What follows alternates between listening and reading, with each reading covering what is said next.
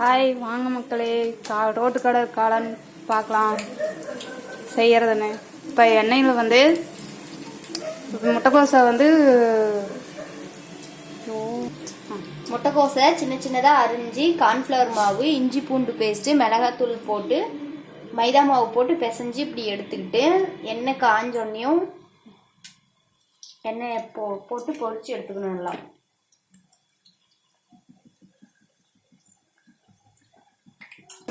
இதுமாரி சவந்துடணும், எடுத்துக்கணும்.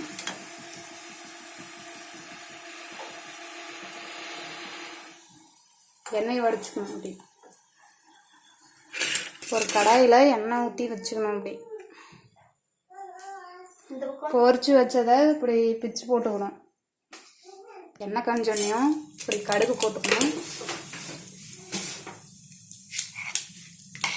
கடுகு பொரிஞ்சோன்னே நான் 4-5 வெங்காயம் எடுத்து வச்சுட்டு போட்டேன். நிறைய வெங்காயம் போட்டால் தான் டேஸ்ட்டாக இருக்கும். கருவேப்பிலை போட்டுக்கணும்.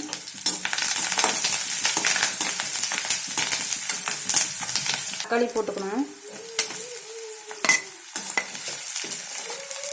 தக்காளி போட்டு நல்லா உப்பு கொஞ்சம் போட்டு வதக்கிக்கணும். தேவையான அளவு உப்பு போட்டுக்கணும். இப்படி பிச்சு வச்சுக்கணும். அங்கே இது தக்காளி இதெல்லாம் ரெடி ஆகிடுச்சு.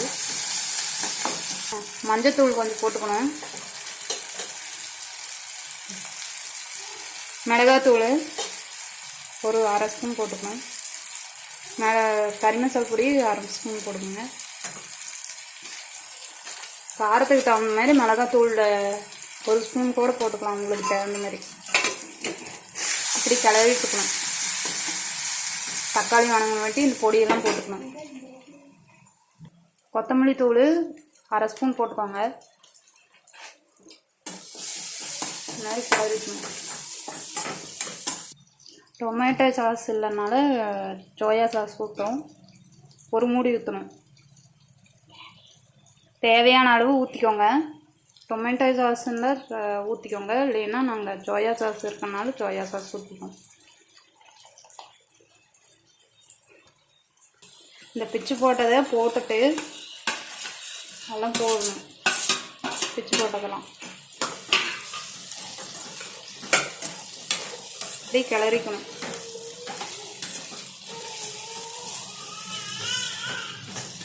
கார்ன்ஃப்ளவர் மாவு 2 ஸ்பூன் எடுத்து தண்ணியில் கரைச்சிக்கணும். இப்படி ஊற்றிக்கணும்.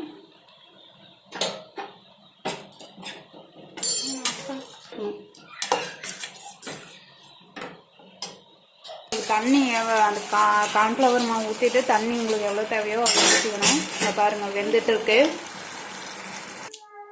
ஆஃப் பண்ணிவிட்டு, அடுப்பு ஆஃப் பண்ணிட்டு கொத்தமல்லி தலையை தூவி விட்டுக்கணும். பாருங்கள், இந்த வெங்காயத்தை இப்படி அரைஞ்சி இப்படி தூவிக்கணும். இறக்கி வச்சு இப்போ ரோட்டு கடை காளான் ரெடி. Super nice. வாங்க சாப்பிட்லாம், வாங்க.